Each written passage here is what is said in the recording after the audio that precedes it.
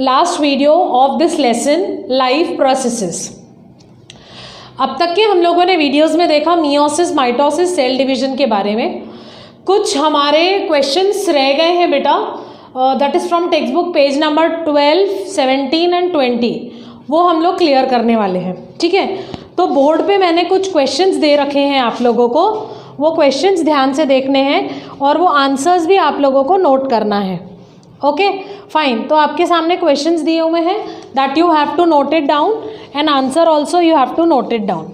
Fine, चलो देखते हैं फर्स्ट क्वेश्चन क्या है। Many that is from text book page number 12। क्या क्वेश्चन पूछा है? Many players are seen consuming some food stuffs during break of the game, why may be the players consuming these food stuffs. यानी कहा गया है कि बहुत बार games के बीच में प्लेयर्स को देखा गया है कि उनको कुछ फूड स्टफ्स कंज्यूम करते हुए। तो ऐसा क्यों हो जाता है? क्योंकि बेटा नॉर्मली खेलते खेलते वो लोग थक जाते हैं और उनकी स्वेटिंग भी होती है बहुत ज़्यादा, तो एनर्जी रिक्वायरमेंट डाउन नहीं होना चाहिए, उनका परफॉर्मेंस डाउन नहीं होना चाहिए, इसीलिए उनको बीच बीच में जूसेस, ड्रिंक्स या कुछ फूड स्टफ्स दिया जाता है। लेट्स सी द आंसर क्या दिया है। Players require energy in greater amount. Players को एनर्जी बहुत ज़्यादा लगती है क्योंकि उनको अपना परफॉर्मेंस गेम में देना पड़ता है।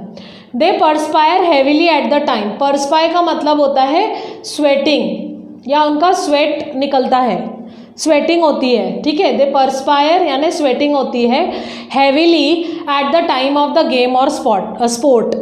कोई भी टाइम के गेम या स्पोर्ट के समय उनका पसीना बहुत निकलता है। Which results in the loss of water, जिससे उनकी बॉडी से वाटर कंटेंट कम होता है। एंड इलेक्ट्रोलाइट्स, इलेक्ट्रोलाइट्स मतलब सॉल्ट्स जो होते हैं बॉडी में, ठीक है। नॉर्मली सॉल्ट जो बैलेंस होता है आपकी बॉडी में, सोडियम, क्लोरीन, मैग्नीशियम, फॉस्फोरस, ये सब सॉल्ट बैलेंस, एंड दिस में affect their performance in sport. To prevent such unfavourable effect they are given juices and drinks. क्या बोला गया है? प्लेयर्स को बहुत ज़्यादा एनर्जी लगती है गेम के समय या स्पोर्ट के समय, क्योंकि उस समय वो लोग बहुत ज़्यादा उनकी बॉडी से स्वेटिंग होती है। स्वेटिंग के समय उनका वाटर भी बाहर आता है बॉडी से, एज वेल एज सॉल्ट्स भी बाहर आ जाते हैं, जिससे उनका सॉल्ट वाटर बैलेंस बॉडी के अंदर का बिगड़ जाता है और दे फील सम, उनको वीकनेस लगती है, ठीक है। और इस वजह से ऐसा कुछ प्रॉब्लम नहीं आना चाहिए, उसका बैलेंस बना रहना चाहिए। तो ये, और इससे क्या होगा, उनका परफॉर्मेंस अफेक्ट होगा। वो लोग वीकनेस फील करेंगे तो वो लोग उतनी अच्छी से प्ले नहीं कर पाएंगे, उतनी अच्छी से स्पोर्ट या गेम नहीं खेल पाएंगे, तो उनका परफॉर्मेंस अफेक्ट होगा। इसीलिए ऐसा अनफेवरेबल कंडीशन नहीं आनी चाहिए, इसीलिए बीच बीच में उनको कुछ energy food stuffs, glucose, juices या ड्रिंक्स ऐसा कुछ दिया जाता है जिससे उनकी एनर्जी बनी रहे, ठीक है। बढ़ते हैं नेक्स्ट क्वेश्चन की तरफ, that is from text book page number 17 page number पे आपके 3 क्वेश्चंस हैं, उसमें फर्स्ट क्वेश्चन देखने जा रहे हैं। Many times we experience dryness in our mouth. उस समय हम लोगों ने एनर्जी फ्रॉम फूड कंपोनेंट्स वाला टॉपिक पढ़ा था, ठीक है। ये वाला जो था ये ग्लूकोज पे था, और ये वाले जो आंसर्स हैं ये हमारे विटामिन्स, वाटर, मिनरल्स, इन पे आंसर है, ठीक है। तो many times we experience dryness in our mouth. बहुत बार हमारा मुंह सूखा लगता है या बहुत प्यास लगती है, थर्स्टी फील होता है। In our body there is 65 to 70% water. हमारी बॉडी में 65 to 70% वाटर है बेटा, ठीक है। This proportion is always maintain. ये प्रपोर्शन जो होता है हमारे बॉडी में ऑलमोस्ट मेंटेन रहता है, ठीक है। Sometimes we lose lots of water either through perspiration और due to unavailability of water for a long time. In such situations we experience dryness in our mouth. कहने का मतलब क्या है, क्या बता रहे जा रहे हैं वो, कि हम बहुत बार हमारी बॉडी से वाटर लूज करते हैं, वाटर लॉस होता है, ठीक है। या तो पर्सपिरेशन दैट इज स्वेटिंग से, या फिर due to unavailability of water, या बहुत देर तक हम लोगों ने पानी नहीं पिया है, बॉडी में अगर पानी नहीं है बहुत देर तक, unavailability of water for a long time. ऐसे सिचुएशन में हमारे माउथ में ड्राइनेस आती है। बहुत ज़्यादा स्वेटिंग हो गई, स्वेटिंग होने से क्या हुआ क्या बेटा, वाटर और इलेक्ट्रोलाइट्स बॉडी से बाहर आ गए, और ऐसी कंडीशन में या फिर अनअवेलेबिलिटी है वाटर, बहुत देर तक हम लोग पानी नहीं पी रहे हैं, बहुत जगह हम लोग ऐसे जाते हैं जहाँ पे पानी पीने का टाइम नहीं मिलता हमको, तो या फिर आपने देखा होगा मुस्लिम्स जब रोज़ा रखते हैं तो उस समय जब आ जाता है ड्राइनेस आ जाती है माउथ में। Dryness is a natural feeling, dryness is a natural feeling which create urge in us to drink water, thereby the proportion of water in the body is brought back to its normal level। क्या होता है, normal level हमारा क्या है, 65 to 70% body में water चाहिए, but बहुत बार ऐसी कंडीशंस के समय हमारे बॉडी में वाटर नहीं पहुंच पाता है, ड्राइनेस क्रिएट हो जाती है, और जैसे ही माउथ ड्राई लगता है हमको फिर अर्ज लगती है, हमको अंदर से लगता है कि हमने पानी पीना चाहिए, और जब हम लोग पानी लेते हैं, इनटेक होता है वाटर का, तो हमारे बॉडी में वाटर का लेवल क्या हो जाता है बेटा, वापस नॉर्मल आ जाता है। ठीक है, समझा है क्वेश्चन का आंसर कि ड्राइनेस क्यों होती है माउथ में, अगर आपने बहुत देर तक वाटर नहीं लिया है या वाटर की अवेलेबिलिटी नहीं है, या फिर कोई जैसे मैंने बताया आपको रोज़ा या फास्ट रखा है जिसमें निर्जला व्रत वगैरह रखा है, तो उस समय ड्राइनेस आ जाती है माउथ में। अब इस ड्राइनेस को वापस कंपेंसेट करने के लिए हमको क्या करना है, ड्राइनेस आ गई तो हमको लगता है कि हमको पानी पीना चाहिए बहुत ज़्यादा, और जैसे ही हम पानी पीते हैं बहुत ज़्यादा तो हमारे बॉडी में वो लेवल मेंटेन हो जाते हैं। रही बात फास्ट और ड्राइनेस रोज़ा की, तो उसको तो फिर बाद में ही पीना पड़ता है, one has to control for that. ठीक है, समझा है ये दो क्वेश्चंस। तो टेक्स्ट बुक नंबर 17 पे जो सेकंड क्वेश्चन है वो सेकंड क्वेश्चन हम देखने वाले हैं अभी आगे। Students, text book page number 17 पे जो सेकंड क्वेश्चन है वो क्वेश्चन है बेटा, oral rehydrated solution that is ORS, sugar salt water solution होता है ये। ठीक है, this is ORS, oral rehydration solution, that is salt sugar water solution होता है, जो हम लोग घर में भी बना सकते हैं, जिसको आप इलेक्ट्रोलाइट बोलते हो। ठीक है, वो आपको पैकेट्स मिलता है। Is frequently given to persons experiencing loose motions. Loose motions क्या होता है, वाटरी फ्लूइड बॉडी से बाहर आना, या फिर कभी कभी वॉमिटिंग्स भी होती है तो भी ORS दिया जाता है। लूज मोशंस में क्या हो रहा है बेटा, आपके बॉडी का वाटर कंटेंट या वाटर बैलेंस नीचे गिर रहा है, लो हो रहा है, और आपके बॉडी का वाटर जो है वो ख़त्म हो रहा है, या वॉमिटिंग्स में भी ऐसे ही होता है। Loose motions causes loss of water from the body, body से वाटर का लॉस होता है लूज मोशंस के समय। ठीक है, excessive loss of water which create imbalance of salt and water, this में रिजल्ट इन डिहाइड्रेशन, जिस वजह से हमारी बॉडी में क्या हो जाता है बेटा, डिहाइड्रेशन। डिहाइड्रेशन का मतलब होता है वाटर की कमी या फिर loss of water. This can be dangerous if ignored, dangerous इतना डेंजरस कि लेथल हो सकता है। लीथल मतलब कैन कॉज डेथ, डेथ भी हो सकती है इतना बॉडी में अगर कम हो गया तो। बहुत कम लेवल पे नहीं, अगर बहुत ज़्यादा लेवल पे डिहाइड्रेशन हो जाता है तो आपके सेल्स ड्राई अप हो जाते हैं, साइटोप्लाज्म मर जाता है, जिसकी वजह से लेथल कंडीशन या डेंजरस सिचुएशन आ सकती है। Specially in case of young children this is very serious and fatal problem. Young childrens में क्या हो जाता है, जो छोटे बच्चे या यंग चिल्ड्रंस होते हैं, टीनेजर्स वगैरह जैसे आप लोगों के, उनमें अगर ऐसा कुछ आता है तो उनमें पहले इम्यून सिस्टम या रेजिस्टेंस पावर कम होता है, तो वो ज़्यादा फैटल यानी खतरनाक प्रॉब्लम या खतरनाक सिचुएशन आ जाती है।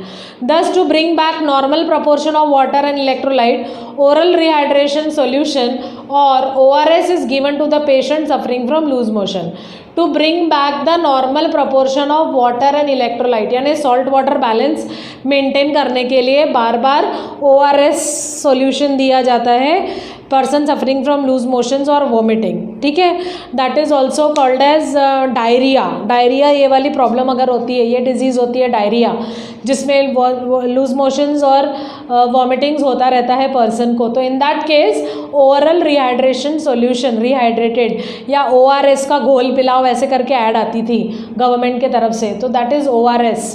ठीक है, ओरल रिहाइड्रेशन सॉल्यूशन, उसमें कुछ नहीं रहता, सॉल्ट शुगर वाटर का बैलेंस रहता है। सॉल्ट अपना नॉर्मल सादा घर का भी चलता है, शुगर या फिर सलाइन वाटर भी हम लोग उसको बोल सकते हैं, वो वाला वाटर भी अगर आपने ले लिया तो आपको वापस इलेक्ट्रोलाइट बैलेंस बॉडी में मेंटेन हो जाएगा और वापस आप में एनर्जी आ जाती है। ठीक है, तो क्या होता है बेटा, लूज मोशंस वाले पर्सनस को लॉस ऑफ वाटर होता है, जिससे डिहाइड्रेशन हो सकता है, और dehydration is dangerous and fatal specially in the young childrens, तो to bring back the normal proportion of water, that is 65 to 70% proportion of the water, one has to, या loose motions वाला person has to give oral rehydrated solution, that is ORS. Next question है आपका page number 17 का ही. We sweat during summer and heavy exercise.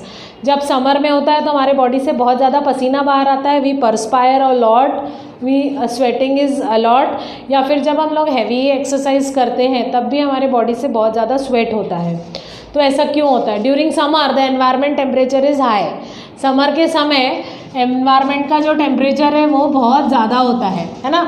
हमारे नागपुर में, हमारे India में तो 50s भी क्रॉस करता है. This causes rise in body temperature, जिस वजह से हमारा बॉडी का टेम्परेचर बढ़ जाता है ना.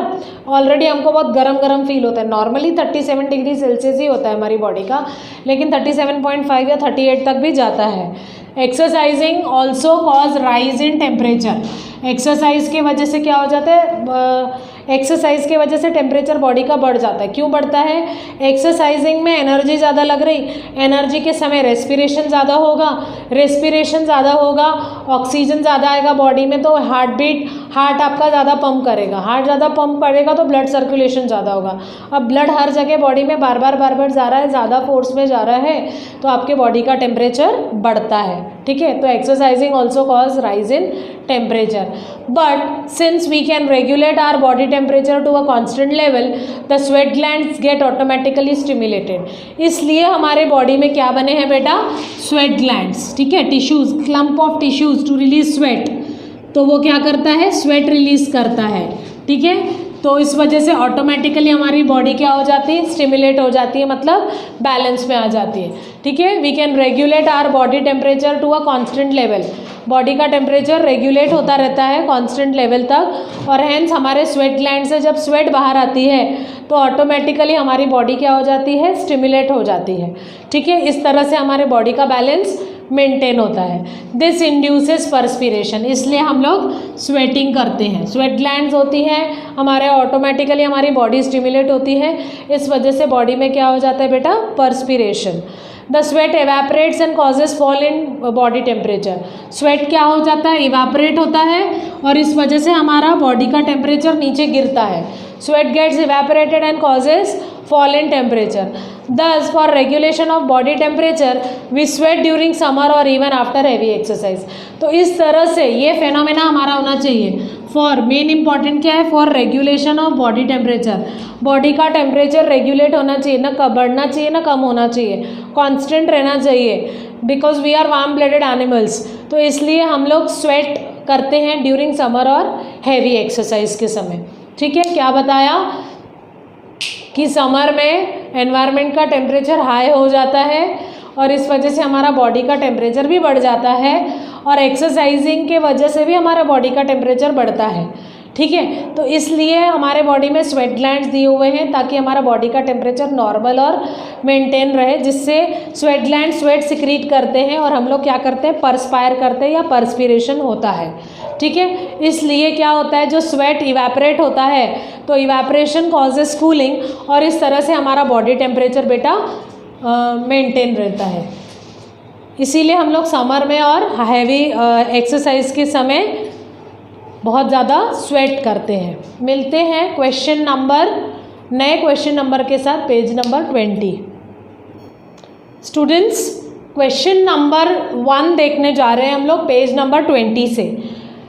12 और 17 पेज नंबर के क्वेश्चंस हम लोगों ने ख़त्म कर लिया है.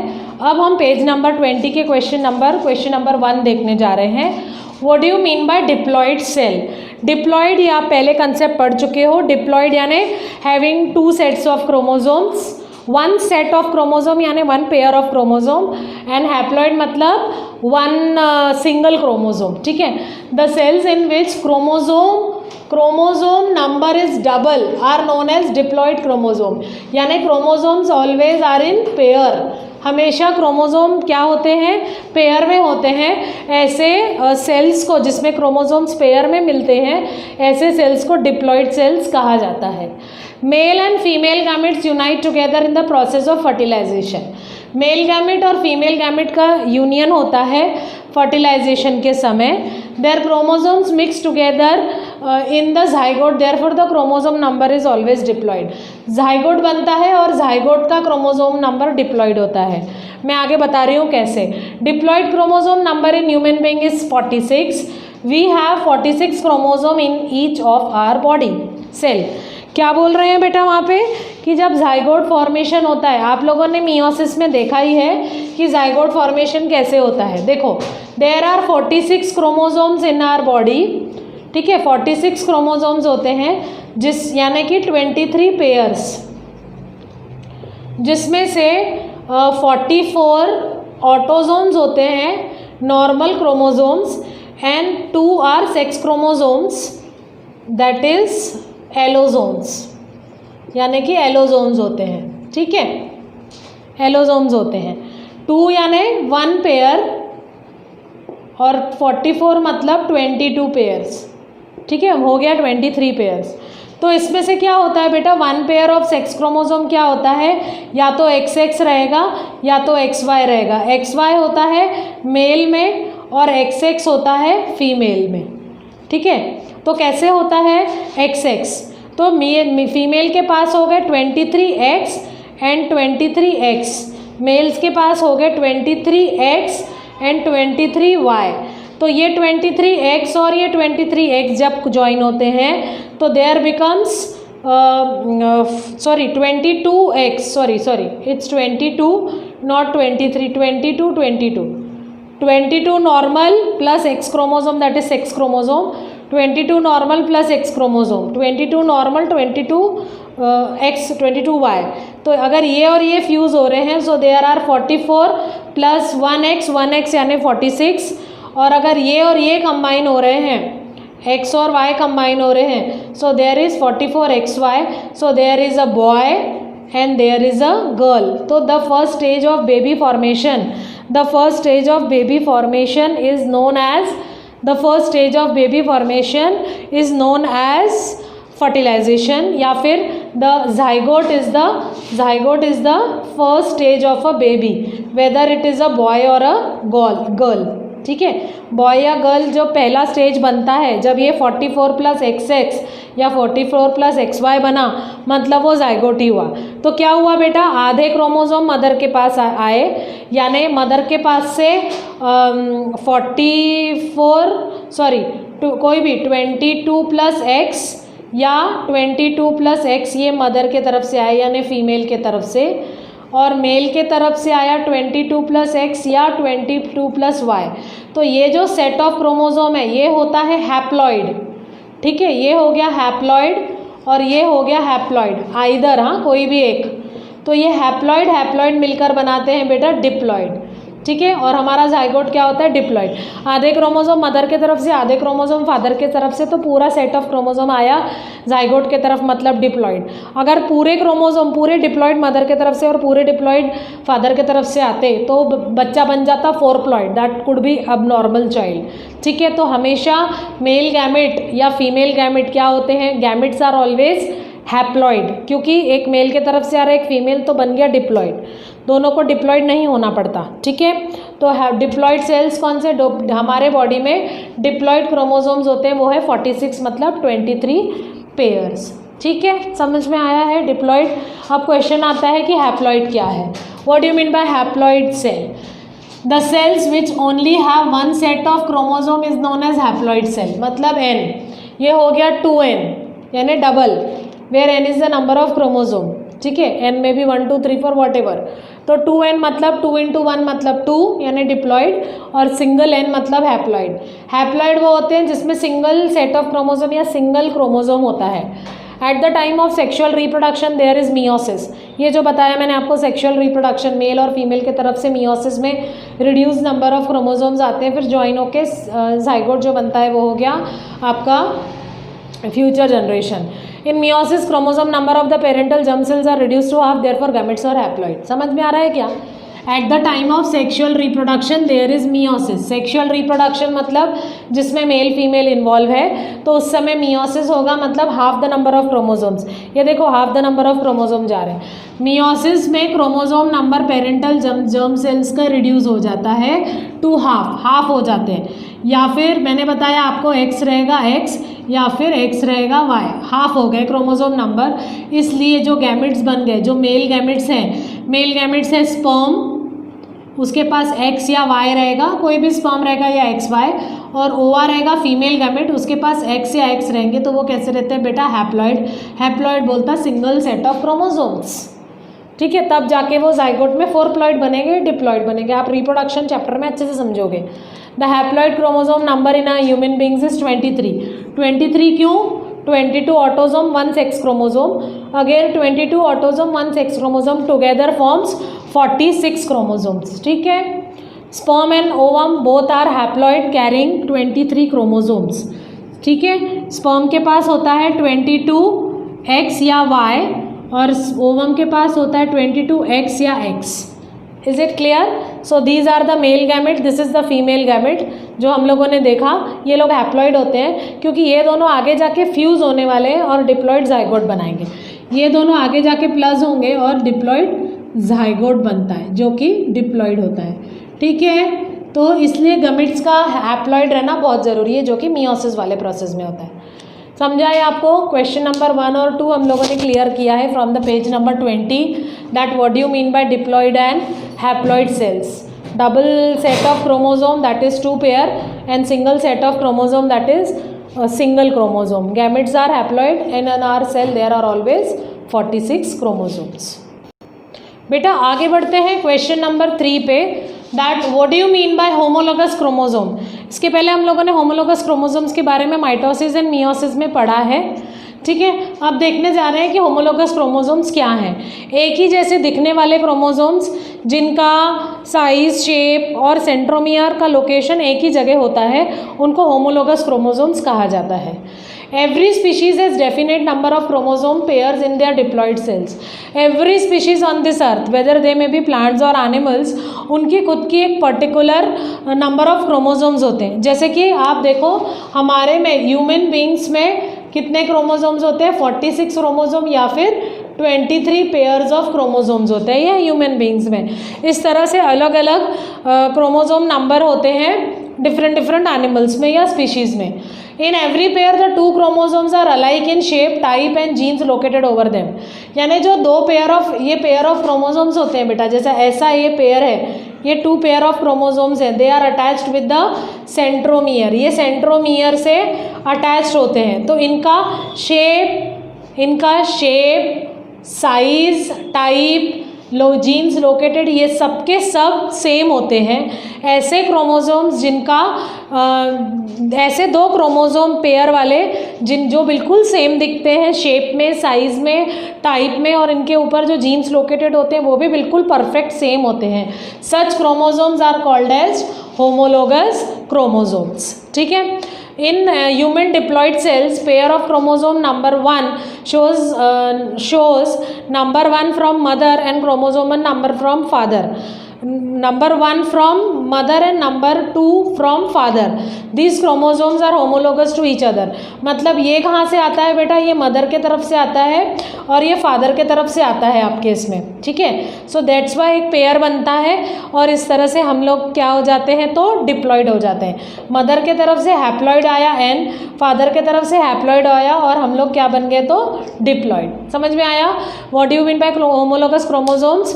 क्रोमोसोम्स जो कि बिल्कुल ही शेप में, साइज में, टाइप में और इनके ऊपर जीन्स लोकेशन बिल्कुल सेम होता है, ऐसे क्रोमोसोम्स को होमोलोगस क्रोमोसोम्स कहा जाता है। Whether the gametes are diploid और हैप्लॉइड। गैमेट्स क्या रहते हैं? गैमेट्स अभी बताया मैंने आपको, मेल गैमेट और फीमेल गैमेट, ये डिप्लॉइड होते हैं या हैप्लॉइड होते हैं? अगर होते हैं तो ऐसा क्यों होता है? हैप्लॉइड है तो हैप्लॉइड क्यों, डिप्लॉइड है तो डिप्लॉइड क्यों? The cells that give rise to gametes are diploid. The cells that give rise to gametes are diploid. Gametes हमेशा क्या रहते हैं बेटा? डिप्लॉइड रहेंगे। तो क्यों रहेंगे? But by meiosis they give rise to gametes which are haploid. समझ रहा है क्या? The cells that give rise to gametes are diploid. Cells जो रहते हैं वो डिप्लॉयड रहेंगे, लेकिन आपके गैमेट्स जो रहते हैं बेटा वो हमेशा हैप्लॉयड ही रहते हैं। ठीक है, तो क्यों? सेल्स जो रहते हैं वो डिप्लॉयड रहते हैं, लेकिन गैमेट्स जो निकलते हैं वो हैप्लॉयड रहते हैं, बिकॉज उनमें कौन सा प्रोसेस होता है? Meiosis, which is reductional cell division. Two haploid gametes undergo fertilization and the zygote becomes once again diploid. तो क्या हो जाता है? सेल्स जिनसे हमको गैमेट्स मिलते हैं, ये जो सेल्स हैं इनसे हमको गैमेट्स मिलते हैं, तो ये सेल क्या है? डिप्लॉयड।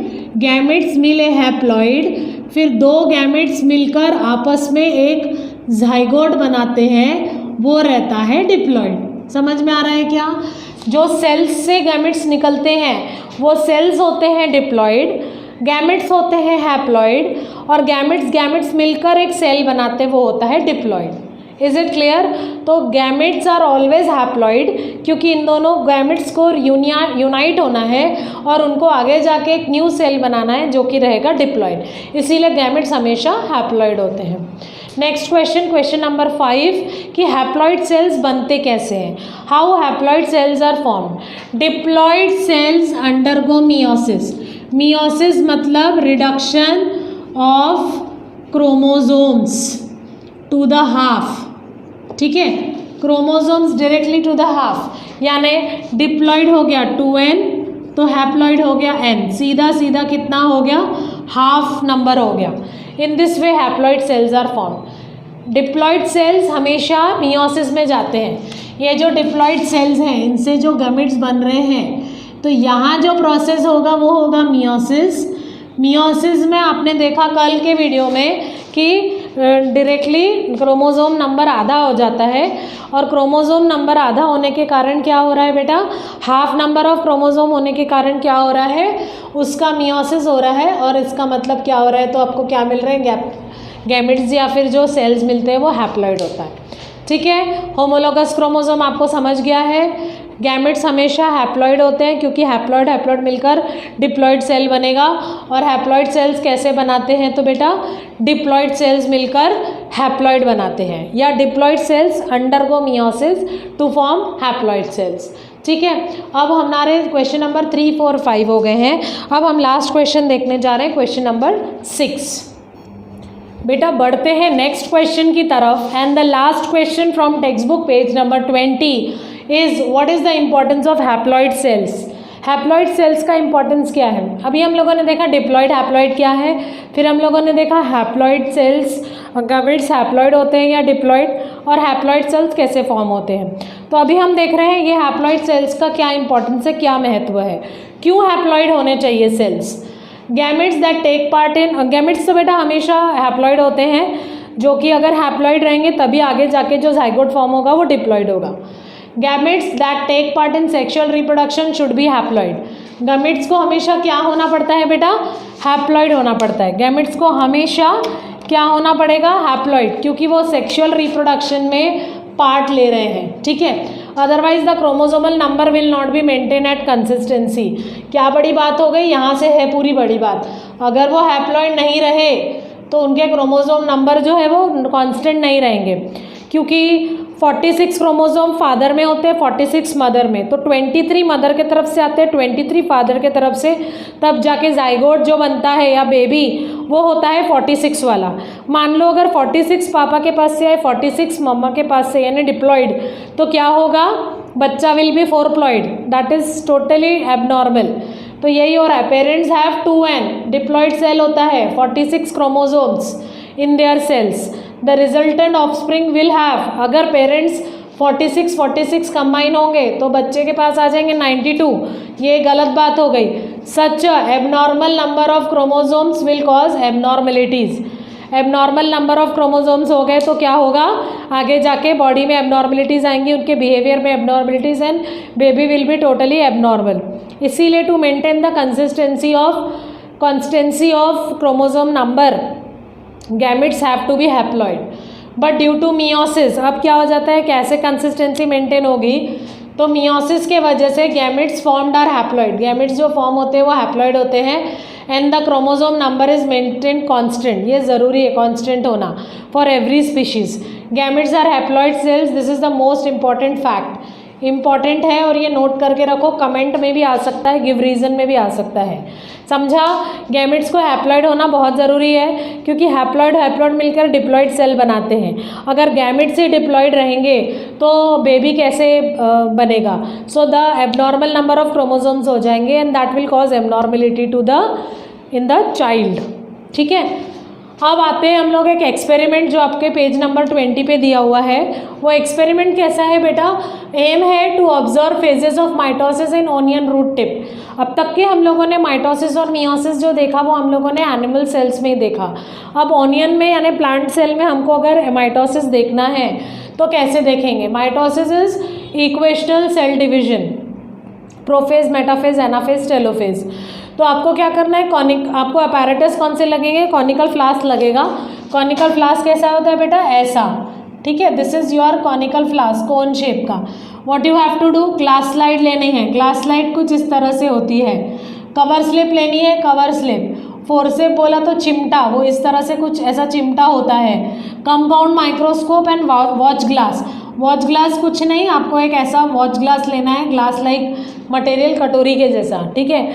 मटेरियल लगेगा आपको मीडियम साइज ऑनियन। ऑनियन जो लगेगा आपको एक मीडियम साइज ऑनियन लगेगा, ठीक है। ये आपका ऑनियन जिसके थोड़े से रूट टिप्स हैं। आयोडीन सोल्यूशन लगने वाला है। Is it clear? तो आपको क्या करना है? You have to take a medium size onion in a conical flask which is filled with water, और उसको ऐसा ही प्लेस करना है, ठीक है। Then observe roots of onion for 5 days. For 5 days पड़े रहने दो उसको। क्या होगा? रूट के टिप्स, पानी मिल रहा है तो बढ़ेंगे। Cut the tips of root, put them in a watch glass, pour them some iodine solution. ये रूट टिप्स जो पानी में है वो थोड़े से बड़े ना, 4-5 डेज में उनको न्यूट्रिशन मिला तो अब वो बड़े हैं, तो आपको क्या करना है? वो रूट टिप्स को कट करना है। कट करके आपको वॉच ग्लास में रखना है जिसमें पानी होता है, और उस वॉच ग्लास में रखना है जिसमें आयोडीन रहेगा, आयोडीन सोल्यूशन। उससे वो रूट टिप्स ड्राई नहीं होंगे और उनको थोड़ा सा स्टेनिंग हो जाएगा, हल्का येलो कलर का, ठीक है। टेक 1 रूट टिप, और एक रूट टिप उठाओ और अपने को ग्लास स्लाइड पे रखो। ये ग्लास स्लाइड पे आप यहाँ पे उसको रखोगे which is covered with this cover slip, और उसको टैप करो। आप क्या बना रहे हो? आप बना रहे हो temporary slide of onion root tip. Temporary slide of onion root tip observe करने के लिए उसके अंदर कौन सा माइटोसिस के स्टेजेस हो रहे हैं, ठीक है। टेम्पररी स्लाइड है क्योंकि तभी के तभी बना रहे हैं लेबोरेटरी में हम लोग। तो इस तरह से हम लोगों ने स्लाइड बनाई, किसकी? ओनियन रूट टिप की।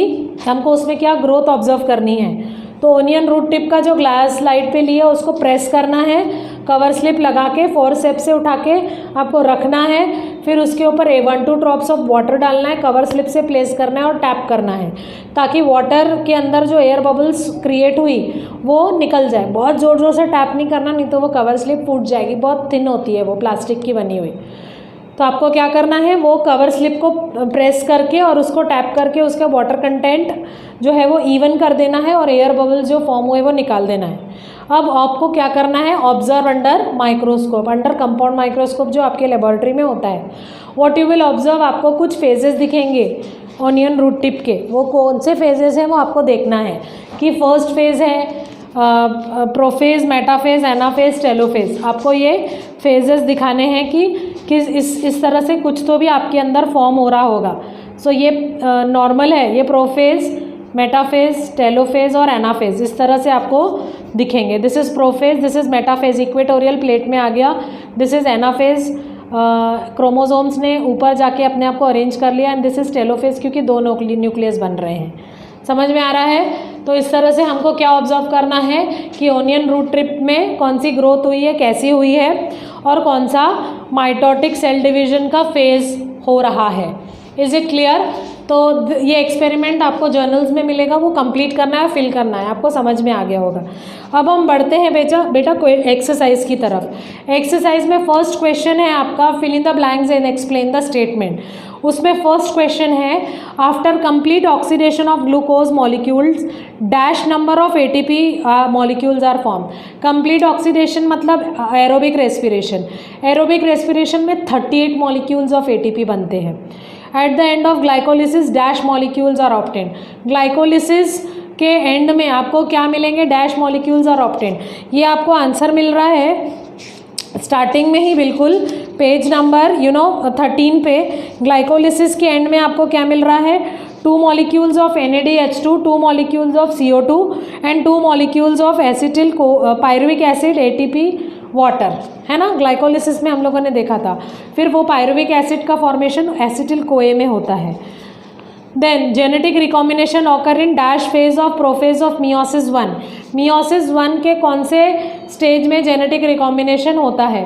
तो प्रोफेज में होता है। उसमें डिप्लोटीन में जेनेटिक रिकॉम्बिनेशन होता है। For formation of plasma membrane dash molecules are necessary. lipids molecules are necessary, proteins and lipids molecules are necessary. Our muscle cells perform dash type of respiration during exercise. Exercise के समय oxygen की कमतरता होने के कारण, lack of oxygen होने के कारण हमारे muscle cells anaerobic respiration perform करते हैं। Right definition of nutrition, the act of taking nutrient inside the body and breaking down them to release energy is known as nutrition. Nutrients are the substance which are required by the organism for its proper growth and development. Proteins are the macromolecules of amino acids which build our muscles. Cellular respiration, the type of respiration in which energy is produced in the form of ATP in mitochondria is known as cellular respiration. Aerobic respiration, the type of respiration in which oxygen is required is known as aerobic respiration. Glycolysis is the process in which glucose is break down into pyruvic acid. One glucose molecule is broken down into 2 pyruvic acid. Such a type of process is known as glycolysis. Distinguish between glycolysis and TCA cycle. तो glycolysis में glucose break down होता है, सच्चे molecules are form. TCA Krebs cycle जो कि mitochondria में होता है, ग्लाइकोलिसिस साइटोप्लाज्म में होता है. और क्रेब्स साइकिल में आपको लिखना है कि कौन से मॉलिक्यूल्स बनते हैं, वो आपको सारा टेक्स्ट बुक में सामने है. माइटोसिस मियोसिस का डिफरेंस दिया है मैंने ऑलरेडी, आपको आता है माइटोसिस मियोसिस का डिफरेंस. एरोबिक और एनारोबिक रेस्पिरेशन भी दिया है मैंने आपको. Give scientific reason. Oxygen is necessary for complete oxidation of glucose. Glucose के कंप्लीट ऑक्सीडेशन के लिए ऑक्सीजन नेसेसरी है. ग्लूकोज का कंप्लीट ऑक्सीडेशन पार्शियल ऑक्सीडेशन होता है. ग्लूकोज का पार्शियल ब्रेकडाउन होता है साइटोप्लाज्म में पायरुविक एसिड में. लेकिन ऑक्सीडेशन होने के लिए, ग्लूकोज का ऑक्सीडेशन होने के लिए माइटोकॉन्ड्रिया ऑर्गेनेल चाहिए, जहाँ पे ग्लूकोज आके ऑक्सीजन आके रहता है, ब्लड में लाया रहता है. तो फॉर्म होता है CO2 and H2O. That's why mitochondria is called power house of the cell. Fibres are one of the most important nutrient, क्योंकि fibres are useful to digest other substance. That's why fibres are important nutrients, जो कि आपको salads, fruits, vegetables में मिलते हैं. Cell division is one of the most important properties of cells and organisms, क्योंकि cell division से क्या होता है बेटा, ऑर्गेनिज्म या तो रिप्रोड्यूस होगा मियोसिस से, या माइटोसिस से उसकी ग्रोथ एंड डेवलपमेंट होगी. इसीलिए सेल डिवीजन बहुत इंपॉर्टेंट है आगे का लाइफ स्पैन बढ़ाने के लिए. Sometimes higher plants and animals to perform anaerobic respiration. कभी कभी हायर प्लांट्स और एनिमल्स में लैक ऑफ ऑक्सीजन होता है, इसीलिए एनारोबिक रेस्पिरेशन होता है. तो हायर प्लांट्स में क्या होगा, इथेनॉल और CO2 बनेगा. और हाँ, इथेनॉल और CO2 बनेगा. और एनिमल्स में ईस्ट में बनेगा आपका, या वेरियस माइक्रोब्स में फर्मेंटेशन होगा और विनेगर वगैरह बनेगा. और ह्यूमन मसल सेल्स में लैक्टिक एसिड बनेगा. Krebs cycle is also known as citric acid cycle, क्योंकि यहाँ पे 3 साइट्रिक एसिड या साइट्रिक एसिड बनते हैं, citrate and oxaloacetate. Citrate बनता है, इसीलिए इसको क्रेब्स साइकिल को साइट्रिक एसिड साइकिल बोलते हैं. Answer in detail, explain the glycolysis in detail. Glycolysis वो ग्लूकोज का ब्रेकडाउन डिटेल में बताना है. With the help of suitable diagram explain the mitosis in detail. Mitosis के 4 डायग्राम है, early prophase, late prophase, metaphase, anaphase, telophase. वो पूरा describe करना है और उसके एक्सप्लेन बोला है with the help of suitable diagram. तो पहले डायग्राम्स निकाल देने हैं और उसके अपोजिट में उसके पॉइंट्स लिखने हैं, प्रोफेज, मेटाफेज, एनाफेज, टेलोफेज के बारे में. Nuclear membrane appearing, disappearing, asters, spindle fibres, metaphase, plate, poles, ये सब आपको लिखना है. मैंने अच्छे से एक्सप्लेन किया, वीडियोज़ अच्छे से देखने हैं. ये आंसर आता है 5 मार्क्स का.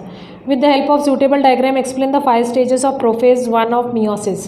प्रोफेज 1 के 5 स्टेजेस बताए हैं मैंने आपको, लिपोटीन, जाइगोटीन, पाइचिटीन, डिप्लोटीन एंड डाइकेनेक्सिस. वो 5 स्टेजेस ही एक्सप्लेन करने हैं मियोसिस 1 के.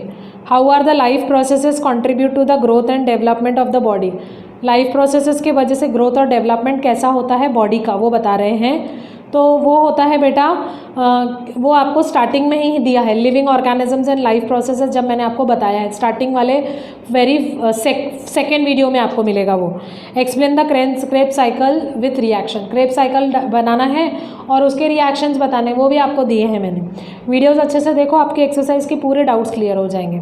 अब आपको क्वेश्चन नंबर 5 दिया है, how energy is formed from oxidation of carbohydrate, fats and protein, correct the diagram below. ये डायग्राम बहुत ट्विस्टी और बहुत इंटरेस्टिंग है, ये डायग्राम आपको करना है, ठीक है। ये डायग्राम आपको बना के फिर उसको जो ऊपर नीचे है वो आपको दिया है पेज नंबर ये आपको दिया हुआ है बेटा 15 पे, तो आपको अच्छे से आ जाएगा ये, ठीक है। एरोबिक रेस्पिरेशन वाला है क्योंकि इसमें एसिटिल कोए वगैरह ऊपर नीचे बस शफल किया गया है, अप्स एंड डाउन डायग्राम है वो आप करिए, ठीक है। तो इस तरह हमारा लेसन नंबर 2 ख़त्म होता है, life processes in living organism part 1। Hope so आपको वीडियो बहुत अच्छे से समझे होंगे। जो भी डाउट्स हैं आप मुझसे पूछ सकते हैं। In text question, out text question आप अच्छे से करेंगे। सारे क्वेरीज आपके मैंने वीडियोस में क्लियर किए हैं। जो भी डाउट्स आते हैं आप मुझे डायरेक्टली मतलब वाया पूछ सकते हो आप, ठीक है। बट इससे रिलेटेड जब टेस्ट होगी तो आपको अच्छे से फेस करना है और अच्छे से पढ़ना है। Thank you.